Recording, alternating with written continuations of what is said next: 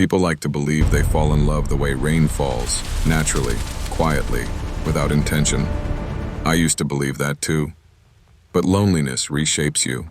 It sharpens your eyes, refines your hunger, teaches you to plan the kind of connections other people stumble into accidentally. Before Lila, I was drifting, half employed, half awake, living in a studio that smelled like old carpet and burnt coffee. The days blurred, the nights stretched. I first saw her at a downtown bus stop on a Thursday morning. Someone laughing too loudly into her phone. Someone vibrant enough to make the air feel less stale. She had a way of tilting her head when she listened, the kind of habit that reveals a person's entire softness. I didn't approach.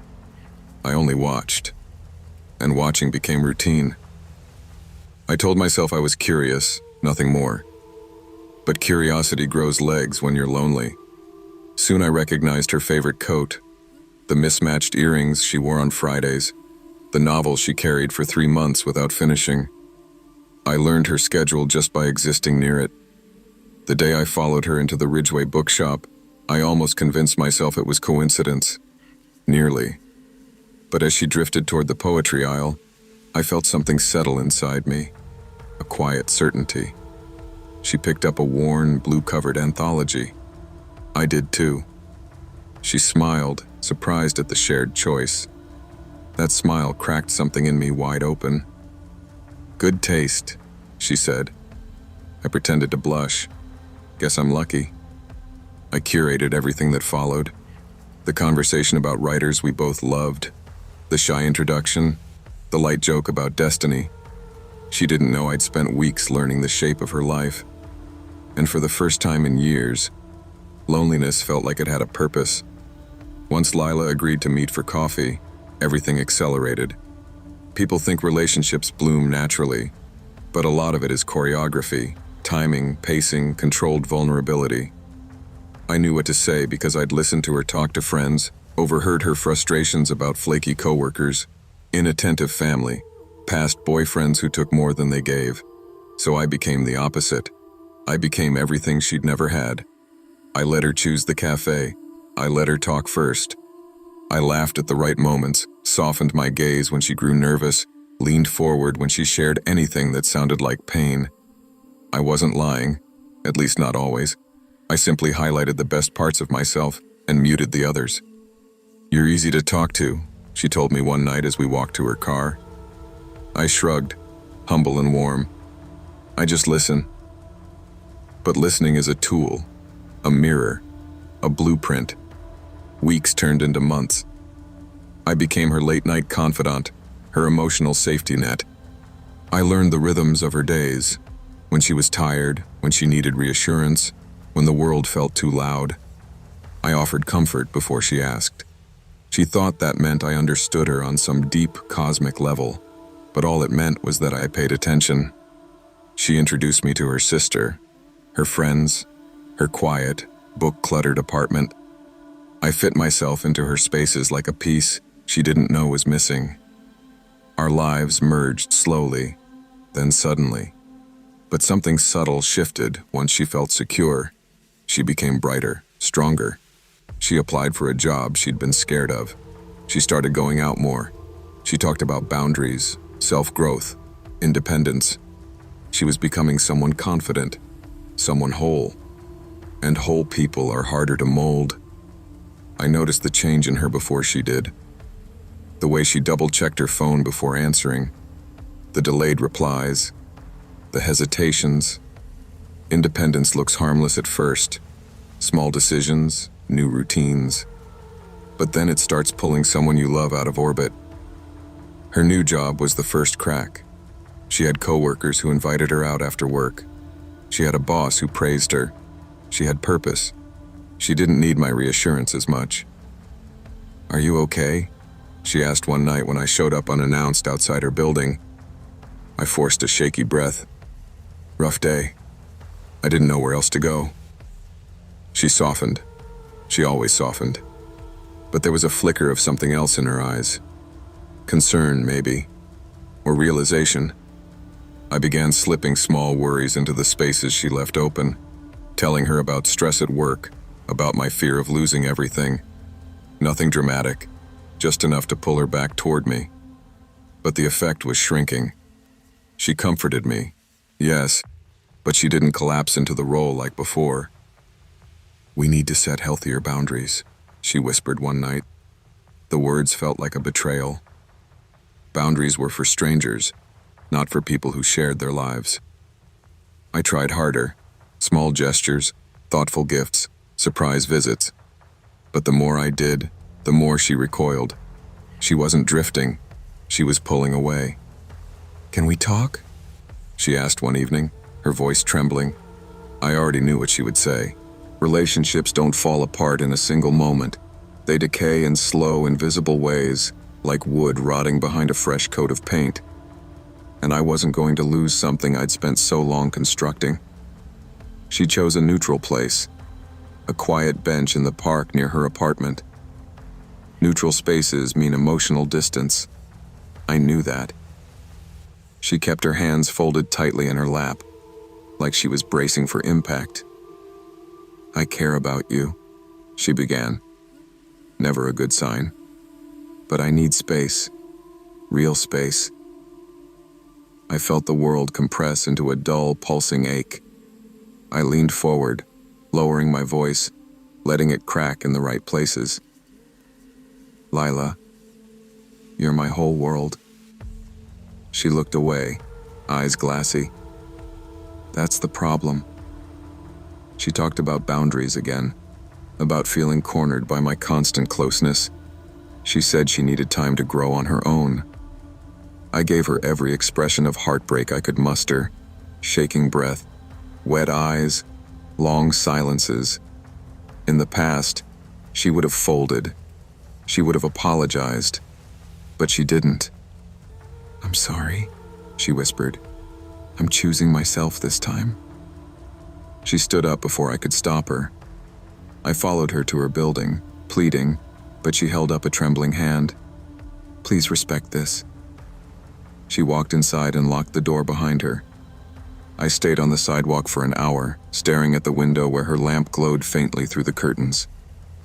People say heartbreak is clean, a single crack. They're wrong. It's jagged. It splinters. It spreads. I went home and paced my apartment until dawn. She thought cutting me off would end what we had. But relationships don't vanish because one person walks away. Not when one person has built the relationship piece by piece, day by day, detail by detail. She thought she was closing a door. But doors aren't the only way in. 3 days passed without a word. Silence can drive a person mad, or it can sharpen them into something terrifyingly focused.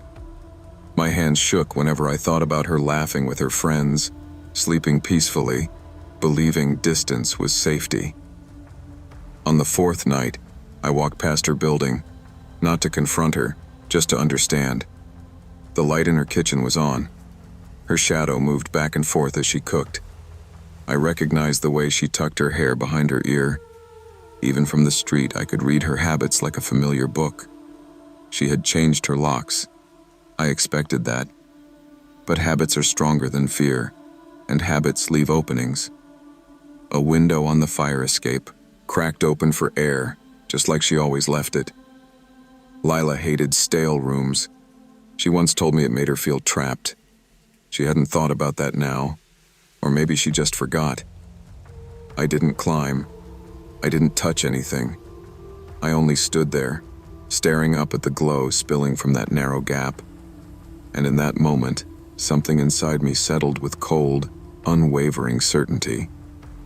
She thought she'd escaped the version of me she couldn't name. The architect, the planner, the man who watched all the cracks and shadows of her life. She thought leaving meant ending.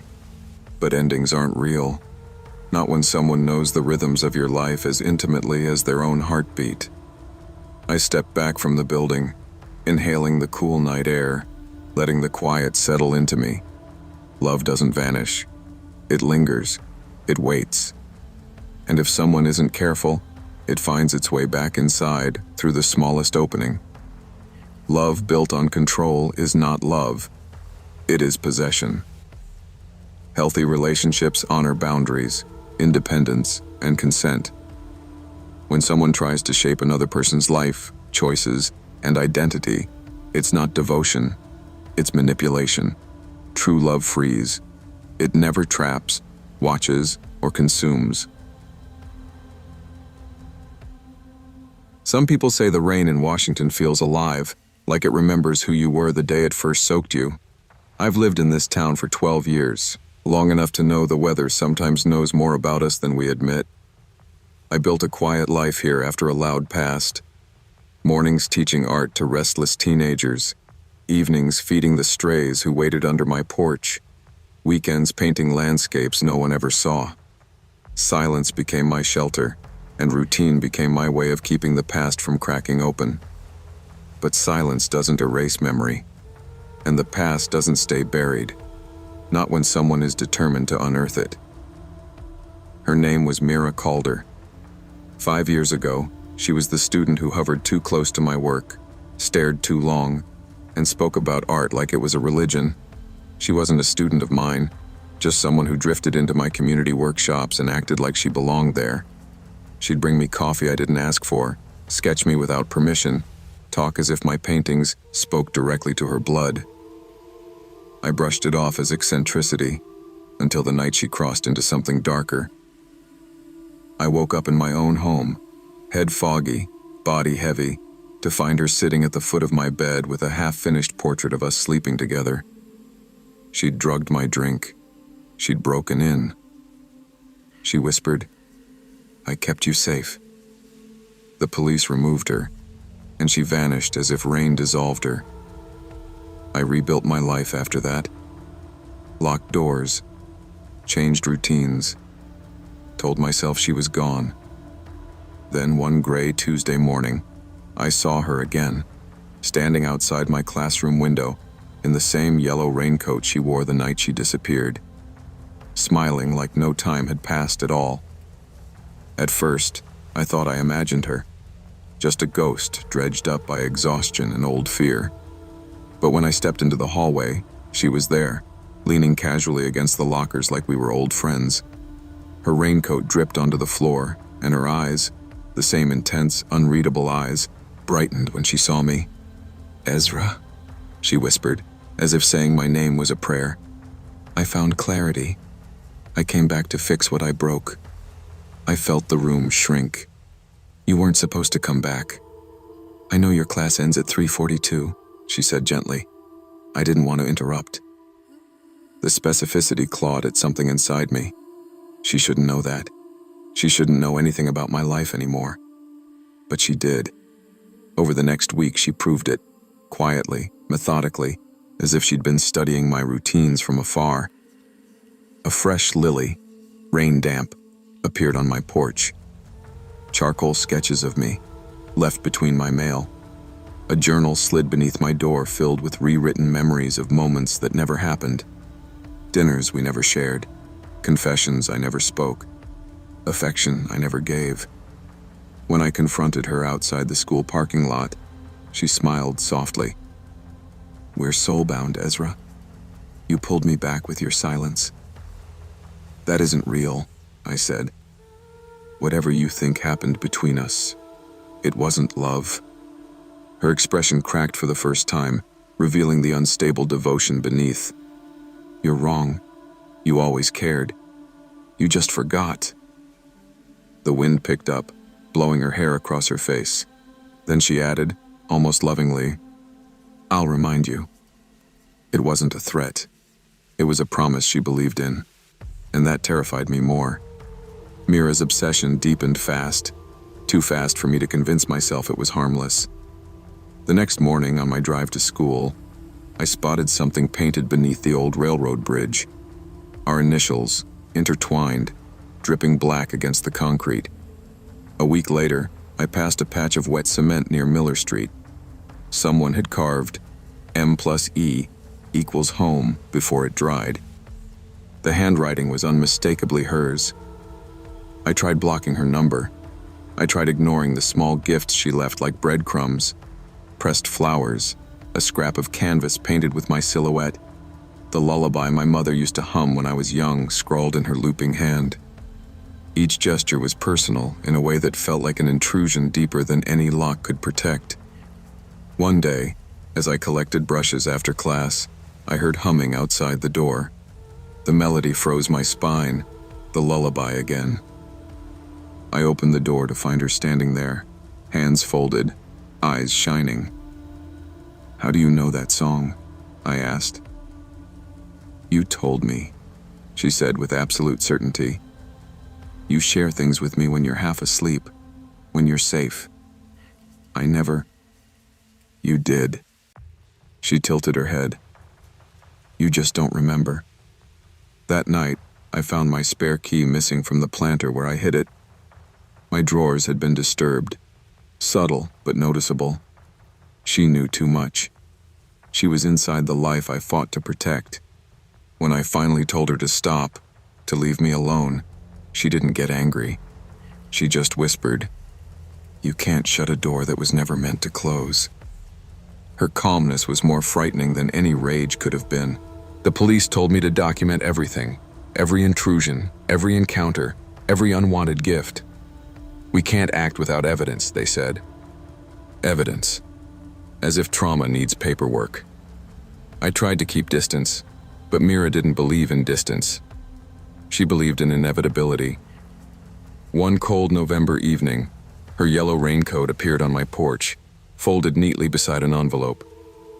Inside was a single page smeared with blood. Her blood, I suspected, with my name written backward across it. A message designed to unsettle, to lure. And it worked. I should have called the police. I should have walked away. Instead, fear and responsibility twisted together, pushing me to follow the clues she left scattered like a scavenger hunt. Each symbol pointed toward the outskirts of town, toward the abandoned greenhouse near the river where kids whispered about ghosts. The door creaked open with a sound like a dying breath. Inside, the air was thick with mildew and overgrown vines. Mira stood in the center, trembling, clutching a shard of glass. "I didn't know how else to make you listen," she said. "You always leave. I had to make you choose." "Mira," I said, hands raised. "You need help." "I need you," she cried. "If you walk away, I'll disappear again, for good this time." She lifted the shard to her throat. I lunged, not out of love, but desperation. The struggle knocked us off balance, and the rotted floor gave way beneath us. We fell through a collapse of wood and dirt and old roots. Pain shot up my leg. Mira's body hit the ground hard. When paramedics arrived, she clung to consciousness long enough to whisper, "Promise you'll finish our painting." Her voice still echoes in my dreams. People think closure comes neatly wrapped. They imagine a final conversation, a firm goodbye, a moment when everything aligns and the past dissolves. But trauma lingers like dampness, absorbed into the walls, into the bones, into the mind long after the storm has passed. Mira survived. Barely. I visited her once in the hospital, not because she asked, but because I needed to see the truth for myself. She lay still, bandaged, eyes unfocused, murmuring colors under her breath as if the world was a canvas she couldn't quite finish. When she noticed me, her lips twitched into a fragile smile. "You came back," she whispered. "I came to make sure you're alive," I said. She closed her eyes, satisfied. "That's enough." Her family moved her out of state for long-term care, and I told myself that was the end. That I was safe. That the yellow raincoat would fade into memory like everything else I'd tried to outrun. But some nights, when the town is quiet and the rain taps against my window, I dream of her, standing beneath a street lamp, that same coat glowing faintly. Not threatening, not violent, just waiting. I remind myself it's just a dream, a residue of fear, a mark she left that may never fully wash away. I lock my doors now, not out of paranoia but self-preservation. I changed my routines. I talk to professionals. I teach my students boundaries as fiercely as I teach them brush techniques. Yet the rain still feels like it remembers. And sometimes, when I'm half awake, I swear I hear her whisper, "Don't forget our painting." I don't answer. Some warnings are meant to stay unanswered. Love cannot exist where boundaries are violated, and obsession is not devotion. It is harm disguised as affection. When someone crosses the lines that protect your safety, silence is not loyalty, and forgiveness is not obligation. Seek help, speak up, and protect yourself. No relationship, past or present, is worth losing your peace, your autonomy, or your life. I moved to Pahrump, Nevada, with the weight of my old life pressed into my chest. Dead-end jobs, a string of bad decisions, and an ex who thrived on chaos. I was done. I needed quiet, predictability, and somewhere my mistakes wouldn't follow me. The desert was perfect. Flat roads, endless sky, the kind of place where no one cared about the past because everyone was too busy surviving the sun. I found work at a small truck stop diner just off Highway 160. The mornings were slow, coffee machines hissing and the occasional trucker shuffling in for eggs and toast. It wasn't glamorous, but it was steady, and that was enough. I kept my world small: work, my tiny apartment, and the occasional grocery run. Routine was my armor. That's when Rowan walked in. It was one of those afternoons when the sun scorched every surface, and I could see the heat haze rising off the asphalt. He pushed the door open, leaving a trail of dust behind him, and smiled politely, though there was a tension in his eyes. Sunburned shoulders, cracked lips, and a suitcase he said was full of children's stories. "I collect these for people who need comfort," he said softly, placing the suitcase on the counter. "Some stories help when everything else fails." I laughed politely, more out of habit than amusement. Something about him felt safe, like a quiet lighthouse in a storm I hadn't admitted I was still in. He lingered for a bit, chatting about small things, trains, the desert, his favorite books. By the time he left, I realized I had written down his name in my mind, though I barely knew why.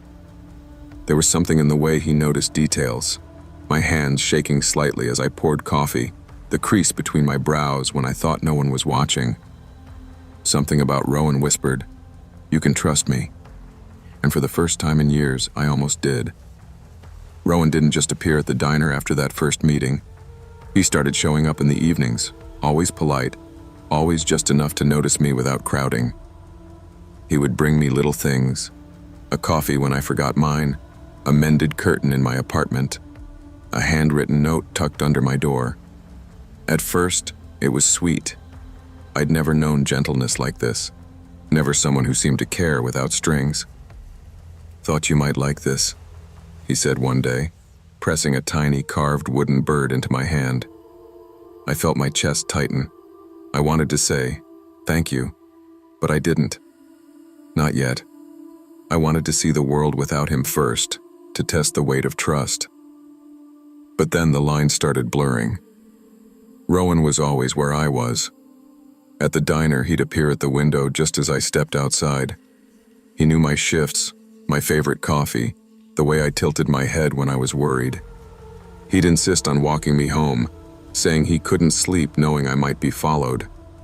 "You shouldn't trust anyone else," he murmured one evening as we walked past a nearly empty street. "Not after everything you've been through. I can protect you." I tried telling him I was fine. "I don't need protection," I said, keeping my voice calm. But he would smile, sweet and patient, as if I were a frightened child who didn't yet understand. I laughed when he brought me more trinkets, when he fixed my leaky faucet without asking, because a part of me wanted to believe the safety I felt was real. Yet, there was a tension, a quiet undercurrent I tried to ignore. Sometimes, I'd see his eyes lingering too long, memorizing my movements, as if each step I took belonged to him. I told myself I was imagining it, that the desert had a way of making people feel watched, even when they weren't. And yet, when he left, I felt the emptiness behind him. the absence of warmth and protection all at once, like the desert swallowing a fleeting shadow. It didn't take long for Rowan's care to twist into something darker. He began documenting me. At first, it was small things. A note left under my door about a suspicious car, a reminder that I had been safe that day. But then, I started finding photographs, me sleeping, me eating, even reading in my living room. Each was labeled meticulously, a timestamp and a note, like, "He was watching you today." "You're safe here," he said, standing in the doorway one night, eyes wide. "I just want to make sure. I can't let anyone hurt you." I wanted to believe him. I did. But the tension in the air made my stomach knot. This wasn't protection. It was control. I tried to distance myself. "I think I need space, Rowan," I said one evening at the diner, hoping the words would reach him. He looked crushed, as if I had pulled the desert wind from under him. "You don't understand," he whispered, voice trembling. "They're all out to get you. Only I know. I can save you. You can't do this without me." The knife came a week later. He insisted it was only for protection, but I saw the way his hands trembled as he held it, the way his jaw tightened with a thin smile. "We can leave," he said. "Just you and me, away from everyone who wants to break you." Fear coiled tight in my chest. I realized the gentleness I had trusted was gone. What remained was an obsession, a delusion so deep that even my refusal couldn't stop it. When he finally grabbed me, pulling me into the desert under the fading sun, I fought. Every instinct screamed survival. The dunes swallowed our footprints as the wind whipped sand into my eyes. The desert was cruel, but it was mine now. I ran blindly, heart hammering against my ribs. Rowan chased me, relentless through the dunes, his shadow a ghost clinging to mine. Sand stung my skin, filling my mouth, every grain a reminder that the desert did not forgive hesitation. "Why won't you stay?" he yelled, voice carried by the wind, distorted and desperate. "I'm keeping you safe." I dodged an uneven ridge, collapsed for a second behind a mound of sand, and then pushed forward. My apartment, my friends, my life, everything was behind me. Survival was the only thing ahead. I thought I heard him pause as the storm began, but the sandstorm was a veil. By the time I emerged hours later, exhausted and dehydrated, search teams had found me near a trail. My body ached, my mind reeled, but I was alive. Rowan was gone. Days later, his body was discovered, curled near a dune. The wind had erased the struggle, but not the terror. I remembered his whispered words carried on the desert breeze. Even now, "I kept you safe. Why didn't you stay?" I returned to town, forever marked by the desert silence and the echo of a man's love turned deadly obsession. My apartment was empty, my life quiet, but the memory lingered like a shadow at sunset. I never fully trusted anyone again, but I learned something hard about boundaries, fear, and instinct. Rowan's charm had masked danger until it became undeniable. The desert taught me its own lesson. Beauty and danger often travel together, and the gentlest touch can carry the heaviest weight. I returned to work at the diner eventually, moving through my routines with a careful precision. I smiled at strangers, helped travelers with coffee and directions, but the old openness I had allowed Rowan vanished. And yet, even in fear, I found power. My instincts had saved me. My choices had freed me. No amount of control from another person could strip away the life I fought to keep. I understood now. Safety is a responsibility you must claim for yourself, and love without respect and boundaries can be the deadliest illusion of all. People say every office has a quiet guy, someone who blends into the carpet and hum of fluorescent lights. I've never minded the title. Quiet men live longer, professionally and otherwise. They're underestimated, overlooked, assumed harmless. That works for me. Silence isn't emptiness, it's information gathering. Long before Maria ever knew my name, I knew hers. She was the kind of woman who apologized for taking up space, even when she wasn't. She'd hold the elevator doors open for strangers who never said thank you. She'd type with this delicate rhythm that made her seem like she didn't want to disturb the keyboard. I noticed. I always noticed. Most people at the office drift through their days half aware. They vent about deadlines, inhale microwaved lunches, pretend their lives are bigger than they really are. But Maria, she had this quiet determination, like she was trying to hold herself together with tape no one else could see. The day I found her crying in the employee restroom, she didn't see me. I remained behind the cracked stall door, watching her wipe mascara from her cheeks. I memorized the small, shaky breath she took before whispering, "Get it together." She looked so breakable then. People like her need someone reliable in their orbit, someone observant, someone like me. So I started gently weaving myself into the rhythm of her day. A warm smile, a well-timed compliment, a cup of coffee placed on her desk, exactly how she tried and failed to order it every morning. Not too sweet, light cream, room on top. She thanked me like it was a coincidence. But nothing I do is a coincidence. You learn a lot when you watch people closely. What they carry, what they hide, what pieces of themselves they reveal only to the air when they think no one's around. Maria had tells. She twisted her necklace when she was nervous. She tucked her hair behind her ear when she wanted approval. She apologized when she felt small. So I made myself the person she didn't have to apologize to. When she laughed at something I said, a quiet, startled kind of laugh, it felt like confirmation, like proof that my attention was the right kind, the necessary kind. Then she mentioned her boyfriend. Not in a bragging way. More like she was reminding herself he existed. "He's a good guy," she said once, but her eyes drifted toward her desk, not toward any place where affection should live.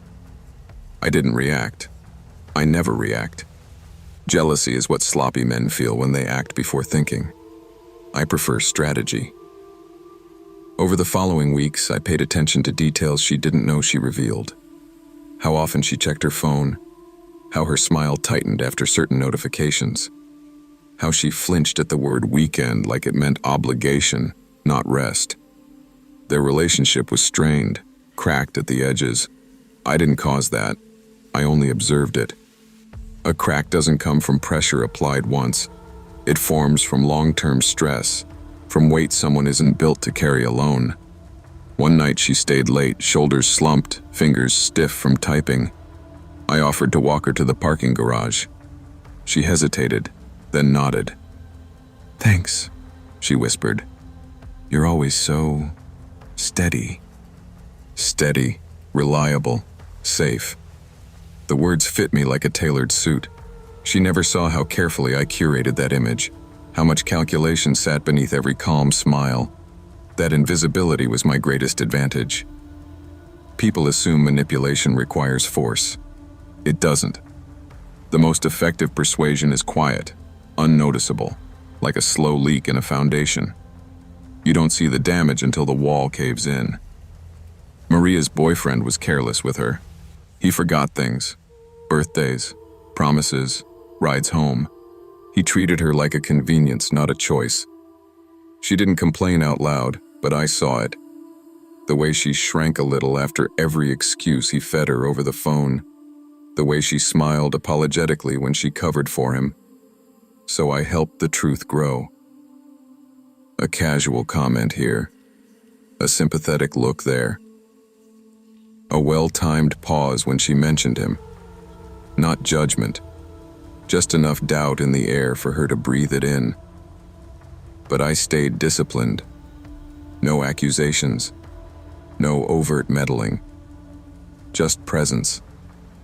One night, after a fight she tried to brush off, she sat at her desk long after everyone left. Her eyes were red, her voice thin. "He said I'm too sensitive," she murmured. I leaned against her cubicle wall, arms folded. Or maybe he's not sensitive enough. Her breath hitched, like she'd never considered that. That was the moment I slipped inside her guard. Quiet, familiar, inevitable. She began coming to me more often. For advice. For comfort. For that steady calm she claimed I radiated. I didn't have to push her away from him. Her own doubts did that. I simply held the space where she felt seen. But the truth is simple. Safety offered by the wrong person is just another kind of trap. I made sure she never realized the difference. It unraveled faster than I expected. Maybe I miscalculated. Maybe she wasn't as breakable as I thought. Or maybe she finally saw the threads I'd been weaving, the way I always knew when she left for lunch, how I appeared beside her at the exact moment she needed reassurance. One morning she avoided eye contact. The next, she kept conversations short. By the end of the week, she was sitting on the opposite side of the break room, like the distance could protect her. Then HR called me in. Maria had filed a complaint. Too attentive, she claimed. Boundary crossing. Uncomfortable interactions. I kept my expression neutral. Hurt, confused. The perfect mix of professional disappointment. HR believed me instantly. Of course they did. I was the guy who held doors open, who baked cookies for the holiday potluck, who remembered birthdays. A complaint against someone like me sounded petty, emotional, irrational. She might be stressed, they said gently. Try giving her space. I nodded, thanked them, left the room with a sympathetic frown. When she saw me later, she realized. No one believed her. Not one person. That moment broke something inside her. She looked at me with fear she tried to hide, and I saw every ounce of it. She finally understood what I was, but understanding doesn't mean escape. She started leaving work earlier, taking different hallways, switching her routine. She thought unpredictability would save her. But patterns aren't just schedules. They're breaths, gestures, glances, and I already knew all of hers. Avoidance isn't a solution, it's a stage. Fear has a rhythm, and Maria fell into it perfectly. The more she tried to distance herself, the more tightly her life wound around itself. She stopped laughing at work, stopped eating lunch, stopped meeting anyone's eyes. People thought she was burning out. I knew better. She was unraveling. One evening, long after the office emptied, she came back inside looking for a file she claimed she left behind. Her hands shook when she rifled through papers. The silence felt heavy, electric. She knew I was there before she even turned around. "Please," she whispered. "Just leave me alone." Her voice cracked. It almost moved me. Almost. "I'm trying to help you," I said softly. "You're scaring me. You weren't scared when you needed me." She backed away, but I didn't step closer. I didn't need to. Fear brings people close all on its own. "You don't understand," she breathed. "You've crossed lines. I cross lines for people I care about," I said. "Everyone else stays outside them." She shook her head quickly. "I'm not yours." A quiet laugh slipped from me. "You don't get to decide that now. You chose me every time you leaned on me. I'm the one who showed up when he didn't. I'm the one who saw you." Her eyes filled with tears, but she held her ground. "This isn't love." "No," I replied, "but it's what I deserve." She ran then, past me, through the stairwell, out into the night. I didn't follow, not tonight. Breaking takes time, and when she finally shatters completely, I'll be there to gather the pieces. Some people don't need rescuing, they need claiming.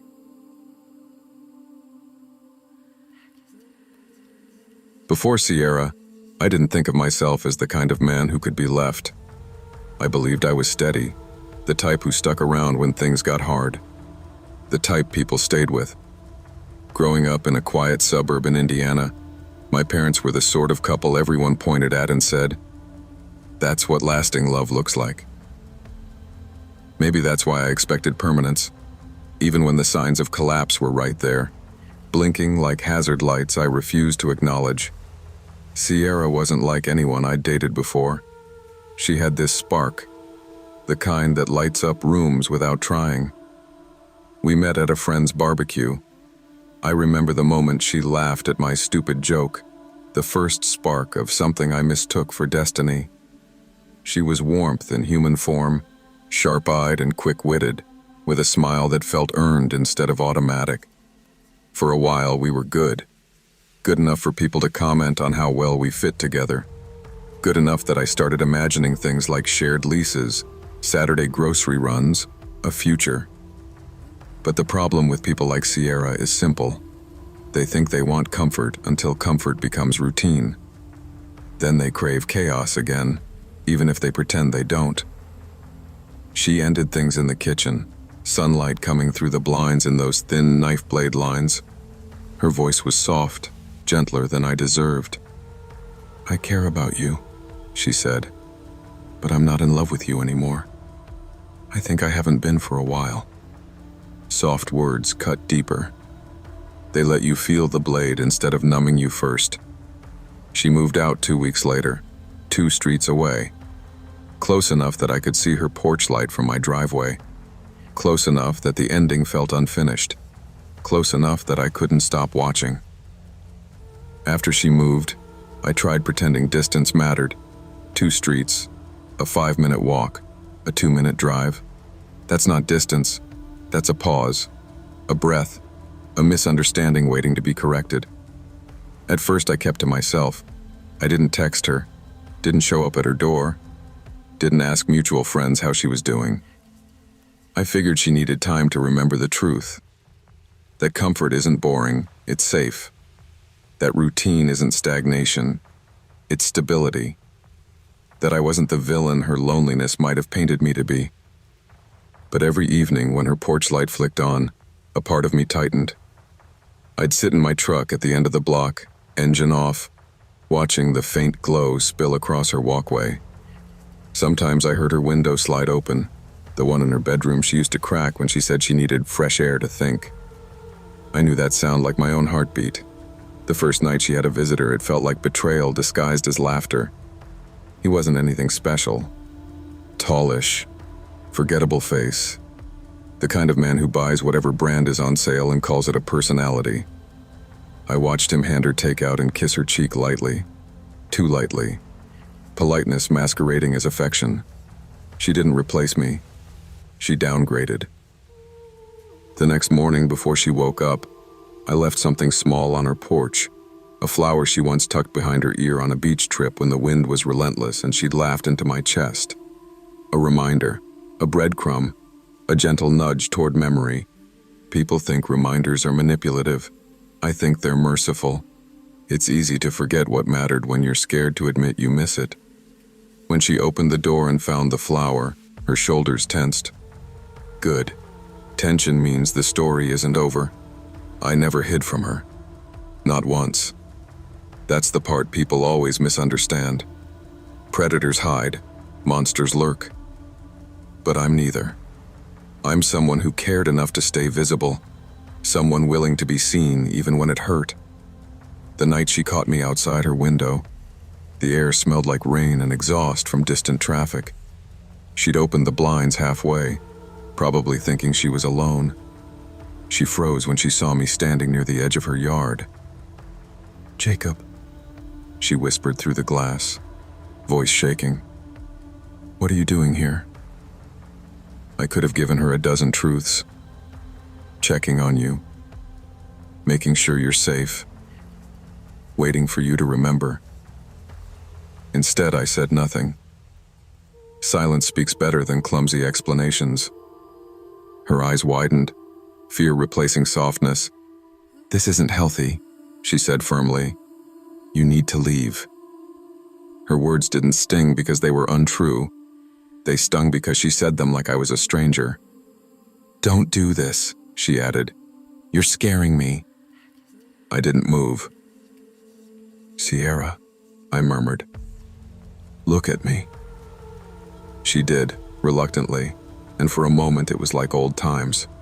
Her gaze locked on mine, breath caught, heart racing. "You made me this way," I said quietly. Not angrily, just honestly. She stepped back like I'd struck her, then slammed the blinds shut. Later that night, I left a book she never finished on her porch. A soft reminder that I knew the details she forgot, the parts of herself she abandoned when she walked away. Fear changes people. It distorts their vision. It makes them rewrite history so they can escape accountability. She wasn't scared of me. She was scared of admitting she never understood what devotion looks like. When Sierra started dating again, I wasn't surprised. People like her can't sit in stillness long. They need noise. Someone to fill the empty spaces with compliments, meaningless gestures, predictable affection. Her new boyfriend checked every box in the safe rebound category. His name was Eric. He had an office job, a half-hearted beard, and the emotional depth of a puddle. I watched them walk into a restaurant one night, her hand in his, her smile forced. Forced because she thought happiness should look a certain way. Forced because she was performing normalcy. Forced because she wasn't healed. I stayed far enough that she wouldn't notice, close enough to read their lips. He talked about work, sports, some show he was watching. She nodded, laughed too loudly, leaned closer than necessary, pretending hurts more than honesty. Afterward, they went for a walk along the river. I followed at a distance, footsteps muffled by the soft dirt path. I watched the way she tucked her hair behind her ear, the same way she did with me. Old habits don't vanish. They resurface when people try too hard to start over. When he kissed her goodnight outside her door, she hesitated, barely. But I saw it. Later, I left her a message on her porch, simple black ink on white paper. He doesn't see you. I do. Not a threat, a reminder. A week later, security cameras appeared. One on the porch, one above the garage. The sight made me laugh quietly. Cameras catch criminals. I wasn't breaking in. I wasn't touching her property. I wasn't trespassing. I was just watching. And you can't arrest someone for watching what used to be theirs. Fear changed her routine. I noticed it immediately. She checked her porch twice before stepping outside. She kept her phone clutched in her hand even when carrying groceries. She stopped sitting near the front window in the evenings. Fear rearranged her life with meticulous precision, like she was building an invisible fortress around herself. But fortresses only work when the threat is outside. I was already woven into the foundation. One night I drove past her house and saw her sitting on the couch, knees pulled to her chest. The TV flickered blue against her face. She wasn't crying. She just looked tired. Like someone trying to outrun a shadow that kept appearing no matter which direction she turned. She reminded me of the version of herself I fell in love with. Honest, fragile, unable to hide her emotions. I almost walked up to the door. Almost knocked. Almost said something like, "You don't have to keep pretending you're better off." But I held back. Timing matters. People open up only when the ground beneath them starts to crumble. And hers was cracking more every day. 2 mornings later, she dropped her keys in the driveway. They clattered loudly enough for me to hear from down the street. She looked around fast, scanning shadows, breath sharp. That's when I knew she still felt me, still sensed me, still carried me somewhere in her thoughts. She keeps telling friends she wants me gone, but fear is a language she speaks fluently now, and it calls my name more clearly than her voice ever did. One day, she'll knock on my door instead. One day, she'll want the closure she pretends she doesn't need. One day, she'll understand that stories don't end when someone walks away. They end when I say they do.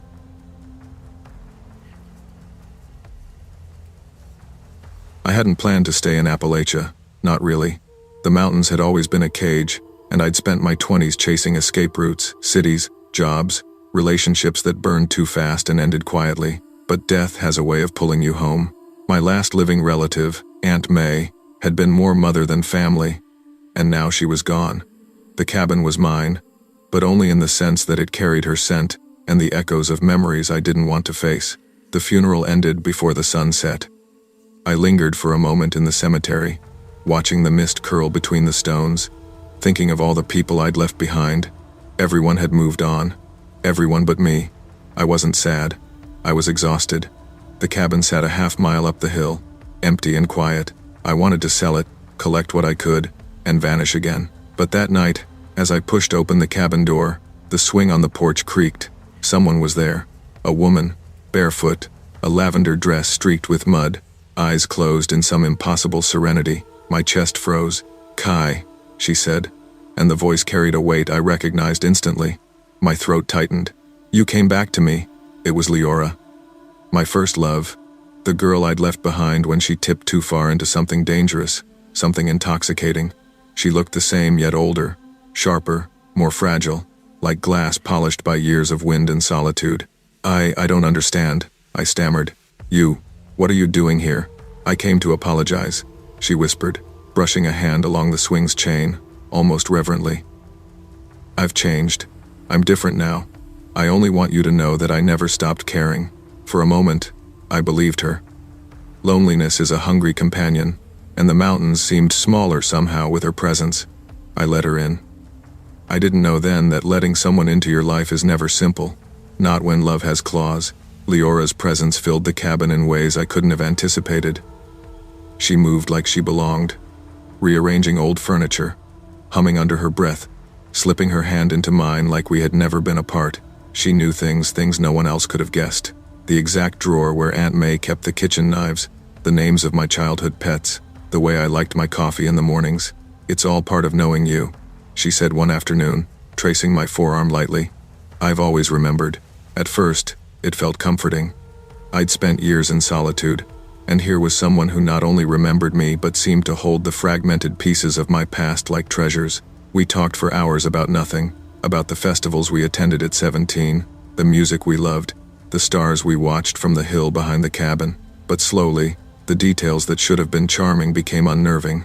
She knew when I went to town, which friends I met, and how I liked to keep my nights empty. Sometimes, I would catch her watching me from the doorway, a soft smile that didn't quite reach her eyes. "Kai," she said one evening as I tried to retreat to my room, "you can't hide. I just want to be close. I'll keep you safe." I forced a laugh, brushing off the discomfort. I wanted to believe her. Loneliness had a way of convincing you that obsession was care, but I also felt the pull of something older, something that warned me to step back. By the end of that week, I realized that the girl I had loved wasn't entirely gone. And what returned wasn't just affection, it was a force that wanted to reshape the world around her. And I was at the center. The first night I noticed the photographs was subtle. I returned from the grocery store, carrying bags in both hands, and there she was, hunched over the table. Faces were being cut from old photographs, my mother, my friends, my first boyfriend, carefully, obsessively. "I'm trimming the past," she said, looking up with that soft smile. "It hurts you. I just want to take the hurt away." I felt my stomach twist. "Leora, this isn't healthy," I said. My voice was firm, but even as I spoke, part of me hesitated, paralyzed by the history we shared. "I'm helping," she murmured, slicing another photograph. "I've learned to love properly now. Let me keep you safe. Let me keep the pain from touching you again." Her devotion was intense, unyielding. She followed me to town, confronted anyone who dared glance at me, whispered threats in a honeyed tone. Each time I tried to push her away, she collapsed into sobbing rages, begging me not to leave, claiming she would rather die than live unloved. I slept little. I watched her move through the cabin, her hands lingering on my belongings, her eyes scanning my life as if memorizing every inch. I wanted to leave, to reclaim solitude, but the mountains outside the cabin seemed infinite, the roads twisting and familiar. She had me cornered in more ways than one. One night, the storm came. Lightning split the sky, rain slicked against the roof. When I returned early from the diner, the cabin was empty, the front door swinging. On the table was a note, smeared with red, her handwriting, frantic, precise, asterisk. "I'm offering you the same devotion you offered me. Find me, asterisk." Panic swallowed me whole. I grabbed a flashlight and ran into the forest, mud sucking at my boots. The mountains had never felt so dangerous, the darkness so alive. And then I saw her, standing at the edge of a cliff, wind whipping her lavender dress, knife poised against her chest. "Kai," she whispered, voice barely audible over the storm. "Choose, life with me, or death with me." I stepped closer, careful, hands raised. "Leora, step back. You don't have to do this." She tilted her head, hair plastered to her face, eyes wild but luminous. "I can't survive without you," she said, trembling. "I only wanted to be one with you, to take all your pain, all your memories. I can't exist in halves," my heart hammered. "I can't let you hurt yourself," I said, voice cracking. I reached for her, but in her desperate leap forward, the knife grazed my shoulder. Pain flared, sharp and real, but I couldn't pull away. "Kai!" she cried, collapsing against me, shaking with a combination of fear and relief. Mud smeared our clothes, rain ran down our faces, and I realized with clarity, she didn't want to kill me. She wanted to merge, to become inseparable in a way that was terrifying and unsustainable. I called for help, voice breaking over the storm. Emergency teams arrived quickly, and Leora was restrained and taken to a psychiatric facility. I watched her disappear into the night, feeling the hollow ache of someone who loved too fiercely. Months later, letters began arriving, poetry, memories, vows of eternal devotion. I never answered, but I read each one. Sometimes, I stood on the porch swing she had once slept on, whispering her name into the mountains, listening to the wind carry it away. I learned something about love in those months, about its power and its danger. Love can heal, yes, but it can also bind, twist, and consume. Leora's obsession was a warning. Even the most beautiful devotion can be deadly when boundaries are ignored. I returned to the cabin, eventually restoring my routines. I cooked my meals, repaired the walls, and walked through the mountains with the sun on my back. I smiled at people in town, but I kept my distance. I never wanted someone to wield love as a weapon again. Not for me, not for anyone. Still, the letters arrived. I read them, feeling the pull of the past, the gravity of a love that refused to die. I didn't respond. I didn't want to. But some nights, when the wind howled through the trees, I whispered her name, letting it float among the mountains where it belonged. I realized finally that love, no matter how intense, must be tempered with respect, patience, and boundaries. Without them, it becomes possession, not partnership. Some passions cannot coexist with life. They demand either total surrender or destruction. True love respects autonomy, boundaries, and life itself. Obsession masquerading as devotion can destroy the very people it claims to protect. And survival sometimes means letting go, even of what feels eternal. I had spent my life studying attachment disorders, obsessively analyzing patterns in others, while keeping my own connections shallow, neat, and professional. My office in Chicago overlooked the Loop, and the city pulsed below like a living experiment in human behavior. I was respected, sharp, and, more importantly, untouchable. Until Julian Vale. I met him at a forensic psychology conference. He was polite, articulate, and magnetic in the way some people just draw you in without trying. He listened, truly listened, as if my words were the only ones that mattered. For the first time in years, I felt visible. We started with debates over case studies, but they became long midnight walks. One night, after a heated discussion about obsessive behaviors, he kissed me. It was electric, the kind of chemistry that made me forget every rule I had about distance and boundaries. Soon after, we were sharing apartments, meals, and nights that blurred between tenderness and desire. And then, the first shadow appeared. Julian flinched at loud noises, became anxious if I left the apartment without telling him, and sometimes stared at me with such intensity it made my chest ache.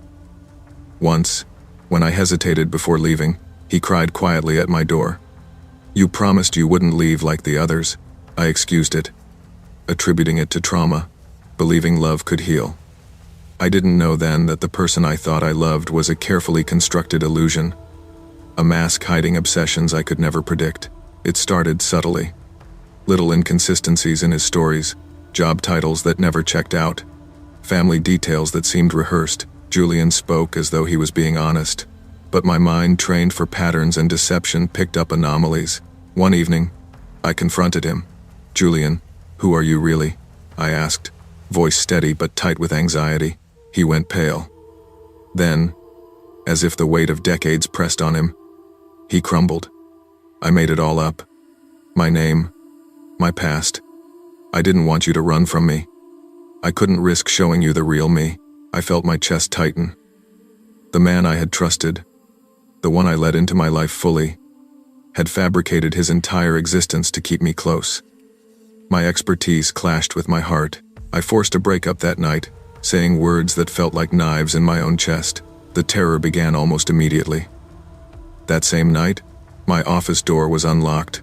On my desk sat a bouquet of lilies, with a note scrawled in handwriting I recognized instantly. "I'll learn to be whatever you need." I hadn't told him where I worked. Someone had followed me. Soon, emails appeared from my account instructing colleagues that I needed extended leave. My key card vanished and reappeared under my pillow. Drawers shifted in my apartment. Mugs moved slightly. Windows unlocked. The lines between professional life and invasion blurred. Julian was everywhere, yet nowhere. My survival instincts overrode my training. I set up traps, small measures, pieces of tape across cabinet cracks, flour near door frames, a hidden camera in the living room. It was methodical, almost clinical, and for a while, I felt a semblance of control. Then I returned one evening to find every trap disrupted. The tape was broken, flour trampled with footprints, and the camera missing. A voice, soft and deliberate, came from the shadows. "You're so brilliant. I love watching you think." Julian stepped from behind my bedroom door, calm, trembling, and impossibly close. His eyes glistened with an emotion I couldn't name: adoration, or madness, or both. I grabbed a lamp. "Stay back!" I screamed, swinging it against him. Glass shattered against his jaw. He fell but smiled, bleeding, whispering, "You hit me? That means you still feel something." I ran. The neighbors called the police as Julian crawled into the hallway, still reaching, still murmuring, "I love you." Officers found detailed sketches of me in his bag, and a notebook titled, "Ways to be Perfect for Her." He was restrained and transported to a psychiatric hospital. But the adoration didn't leave him. It lingered in the space he once occupied, in the memory of his voice. I moved cities soon after, changing my phone number, email addresses, and routine. I rented a modest apartment and immersed myself in work, trying to reclaim the analytical detachment I had once held as a shield. But sometimes, in the quiet of my new place, I would smell cigarette smoke drifting through a cracked window, or feel the faint echo of someone watching me. The experience haunted me, not just for the danger but for the violation of every boundary I had maintained. Julian's obsession wasn't just love, it was possession, manipulation, and meticulous stalking. It had turned my own expertise against me, a cruel mirror of everything I had warned others about. Weeks passed. I slowly rebuilt routines, checking locks, varying schedules, and trusting instincts over appearances. I never answered the letters he sent: poems, confessions, declarations, but I read them, because part of me needed to understand the depth of his obsession. Therapy, long walks, and journals became my tools. I realized that my work could never inoculate me from human vulnerability. The mind is brilliant at predicting patterns, but the heart often blinds us when desire and trust are involved. I resumed my career cautiously, mentoring students in forensic psychology and speaking about obsessive attachment. Now, from the perspective of survival as well as study, I taught them the warning signs, the red flags, the ways obsession manifests before it becomes violence. Some nights, I sit in my apartment, lights dim, sipping coffee, and the memory of Julian's adoration drifts through my mind like smoke. It's a reminder: love without boundaries is dangerous, and obsession can hide behind charm, intellect, and attentiveness. I rebuilt my life carefully, learning that survival requires vigilance, assertiveness, and boundaries that cannot be compromised. Freedom isn't just physical, it's emotional, intellectual, and personal, and no one, no matter how persuasive, deserves to erase those boundaries. True love respects boundaries, autonomy, and honesty. Obsession masquerading as devotion can become dangerous, and survival depends on recognizing red flags, trusting instincts, and protecting both mind and body. I first noticed him in the hospital cafeteria, where I worked long shifts as a nurse. It was late afternoon, and the fluorescent lights made everything feel unreal. Like a scene in a dull dream, he was sitting alone at a corner table, sipping coffee with deliberate slowness, well-dressed, neatly combed hair, polite, too polite for someone who didn't work there. There was a soft smile on his face, the kind that made you think, asterisk, he couldn't possibly hurt anyone, asterisk. The first time he spoke to me, it was casual. "Hi, I hope I'm not interrupting. I just noticed you like your coffee with skim milk and 1 sugar." I laughed nervously, assuming he must have overheard a conversation at the counter. He shrugged politely. "I just happened to notice. That was all. Innocent, I thought." A week later, he was back. This time, he brought a cup to my table. "I passed by," he said again. "Thought you could use a refill." I smiled politely, but a tiny unease prickled at my spine. Why times was times he passing by my table every day. I told myself I was overthinking it. Nurses see strange things all the time. Patients with paranoid delusions, odd relatives, the nightly chaos of the ER. Surely, this was just a man trying to be friendly, but the feeling didn't leave me. He lingered near the cafeteria exit when I left, and I could swear he was watching, memorizing. That night, I dreamt of him standing in my apartment doorway. I woke to the sound of my front door clicking, but nothing was there. I laughed it off. I had a busy shift in the morning. "It's nothing," I whispered to myself. I wished it was. The letters started 3 weeks later. I came home from a 12-hour shift, exhausted, and found a folded envelope on my doormat. My name was written in elegant cursive that immediately set my teeth on edge. Inside was a single sheet of paper, neatly penned. "I watched you laugh at the cafeteria today. The way you tucked your hair behind your ear, so gentle, so unaware. I want to be the one to hold that moment forever." I froze. My apartment door was locked. No one had entered. I knew, instinctively, it was him. The letters became a rhythm. They arrived daily. He knew things I hadn't told anyone, my childhood town, my favorite cafe down the street, even the scent of my mother's perfume that I always wore. One letter said, asterisk, "I love you more than anyone ever could. I only want to keep you safe, even from yourself." Asterisk. I tried to laugh it off to my friend Mara. "It's kind of romantic, in a creepy, weird way." Mara's eyes narrowed. "Nina, he's stalking you. That's not romantic. That's dangerous." The fear settled in my chest like a stone. I started noticing things. A scarf I swore I left in my drawer missing. My favorite coffee mug moved from the kitchen counter. Every time I glanced out the window at night, I thought I saw him standing across the street, always out of full view, always silent. Then I met someone new, a paramedic named Josh. He was kind, funny, and everything I wanted in someone. But 3 nights later, his tires were slashed, and his apartment door smashed in. The note that arrived at my apartment the next day contained a piece of the broken door tied with a ribbon. It wasn't just letters anymore. He was escalating. I moved 3 towns away, thinking distance would help. A new apartment, new streets, new coffee shops. I changed my routines, locked every door twice, even had new locks installed. I thought I was safe, but it didn't matter. 1 week later, I found my scarf neatly folded on the kitchen counter. My heart stopped. He had found me again. Every instinct screamed at me to call the police. But how do you report a ghost? A man who blends into the world like air, leaving only traces, only whispers, only letters? I started noticing him everywhere. Outside the grocery store, walking past my apartment, sitting in the cafe reading the same newspaper I picked up. I avoided eye contact. I hurried home, checking every corner, every shadow. One night, I returned from work to find my cat trembling on the doorstep. The door had been locked. She hadn't escaped. On the pillow was another letter. "You shouldn't have locked me out. It makes me feel unwelcome in your world." I began to sleep with knives under my pillow and double-checked windows a dozen times. Every creak of my apartment made my blood run cold. I started imagining him breaking in while I slept, whispering in my ear, his soft smile terrifying in the dark. Finally, I confronted him outside a grocery store. He looked at me like I had betrayed him. "You and I were meant to fix each other," he said, voice soft, almost tender. "Stop running. I'm the only one who will love you enough to hurt for you." My body shook. There was no reasoning with him. There was no bargaining, only fear. Weeks later, The police finally had him. He had attacked the wrong woman in an attempt to reach me. I watched from behind the squad car, hands trembling, as they dragged him away screaming my name. Relief should have washed over me. But it didn't. He had been caught, yes. But the terror didn't leave my apartment.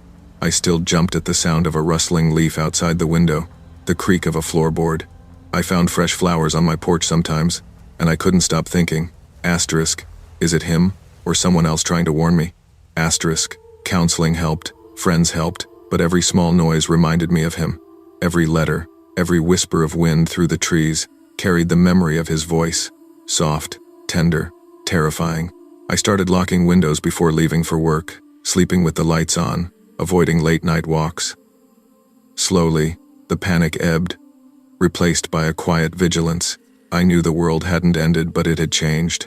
I moved again, farther this time, and slowly tried to rebuild my life. I started dating cautiously, trusting myself to read signs, trusting my gut when something felt off. I refused to let fear dictate every moment, but the memory lingered. Sometimes at night, I swear I hear someone breathing in the corner of my room. Sometimes flowers appear on my porch without a note, a gift without explanation. I've learned to live with the uncertainty, the tension, the knowledge that someone who once knew me so intimately could become a monster in the shadows. The moral? Awareness and boundaries matter. Trust your instincts. Danger often hides behind ordinary faces, and obsession doesn't require a name to be real. Your safety is not negotiable. It is yours to claim and protect. Life continues, but I carry caution now, a lesson learned the hard way. Love can be dangerous, and not every smile is harmless. Never ignore your instincts, and never underestimate how dangerous someone can be when obsession disguises itself as love. Boundaries and self-protection are not just rights, they are survival.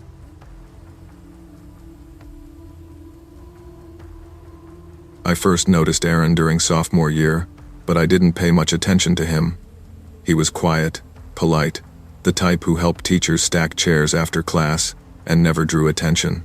People said he was harmless, the good kid everyone assumed you could trust. I thought he was just another face in the crowded hallways of our high school. It wasn't until junior year that things started to feel off. He always seemed to know where I would be at my locker, in the library.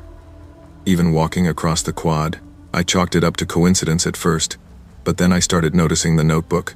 He carried it everywhere, thick and leather-bound, and sometimes I caught glimpses of it when he scribbled notes. At first, the notebook seemed innocent homework assignments, reminders, but slowly, I realized it contained pages filled with details about me. My schedule, conversations, habits, even things I had never told anyone. It was like he was cataloging my life in private, obsessively. I tried to tell myself it was harmless, maybe even flattering. He never spoke to me directly, mostly just smiled politely from afar, but the unease in my stomach grew with every day I noticed him watching. I started locking my bedroom door, checking the windows twice, and glancing over my shoulder whenever I walked home. The turning point came when I found the first note slipped under my locker. It wasn't aggressive, just chillingly intimate. Asterisk, I know you better than anyone else ever will. Asterisk, my hands shook. I wanted to laugh it off, to tell myself I was overreacting, but deep down, I knew something was very wrong. It escalated quickly after that. Aaron started inserting himself into my life in ways that seemed coincidental but weren't. He offered to tutor my little brother in math, claiming he wanted to help. He started, coincidentally, hanging out near my friends, asking about my weekend plans, slipping into conversations as if he belonged. One evening, my boyfriend from the soccer team texted me in a panic. His car had been keyed with the word times mine asterisk. At first, we laughed nervously, blaming some random vandal. But then a message arrived from an unknown number. He doesn't deserve you.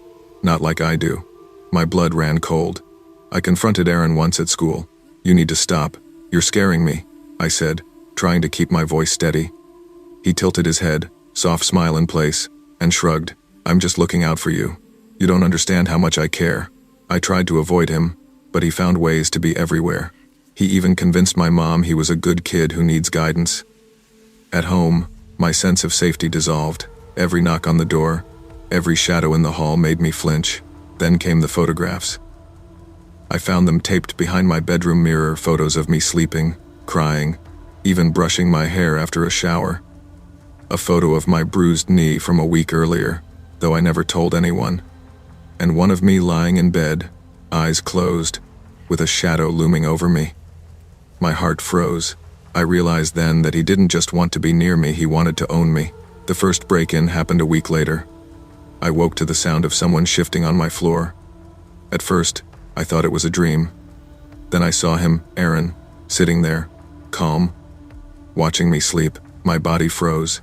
"You don't understand how deeply we're connected," he whispered. "I know you better than you know yourself. I've taken the time to learn you. That's what love is." I screamed, and he didn't flinch. He cried, begged me not to ruin what we have. My mother called the police immediately. By the time they arrived, Aaron was calm, polite, even charming. He claimed he heard me crying from the street. Without clear evidence of entry, they couldn't hold him. He walked away. We installed cameras, changed locks, and monitored every move. But he was clever, he knew how to avoid them, and he adapted faster than we did. 2 months later, my best friend went missing for 5 hours. She returned, shaken, claiming a boy had questioned her about me. He was always one step ahead. I felt trapped in my own life. I started walking in different directions, taking detours, avoiding any familiar route. Sleep became a battlefield. I flinched at every rustle, every knock, every shadow. My home, my sanctuary, no longer felt safe. Eventually, my mom and I made the hardest decision. Switching schools, a fresh start, a new neighborhood, new routines. I hoped distance would make him go away, and for a while, it seemed like it worked. No messages, no sightings, but the fear never fully left. Sometimes I thought I saw someone in a hoodie watching from across the street. Sometimes I thought I heard the faint click times of a camera shutter when I was alone in my room. My pulse would spike. I would jump at shadows, even in broad daylight. I tried to reclaim my life, making new friends, focusing on school, and pushing away paranoia. Yet, even now, the memory of him lurking, planning, knowing my every move, is hard to shake. Every smile from a quiet boy in class, every polite gesture, carries a shadow of doubt. I started keeping my blinds drawn at night, double-checking locks, and avoiding isolation. Trust became something I had to earn extremely carefully, because once it was broken, it couldn't be given back freely. Sometimes, even as I sleep, I wake up convinced someone is whispering my name. I know it's probably a lingering fear, but the memory of Aaron teaches me vigilance. I've learned to stay aware, to protect myself, and never ignore signs that someone is crossing boundaries. Moving schools gave me safety, but not freedom. I learned to live with caution. I focus on routines, stay aware of my surroundings, and build trust slowly. Therapy helps, and friends support me, but the fear has shaped me into someone hyper-aware, someone who notices the small details others overlook. Yet, life continues. I laugh, I go out, I have friends and hobbies. I try not to let him win by letting fear control me. I've discovered strength I didn't know I had. Resilience, born from terror. Sometimes, when I'm alone at night, I hear a faint sound, or see a shadow in the corner of my room. I tense, my heart races, and I remind myself, vigilance is protection. Boundaries are necessary. Fear can guide, not control. Aaron never contacted me again, but the lesson remains. Some people mistake obsession for love, and ordinary appearances can hide dangerous intentions. My safety is mine to claim, and no one else's obsession should ever take that away. Trust your instincts, protect your boundaries, and never ignore warning signs. Obsession disguised as affection is not love, it's control, and your life and safety are worth defending.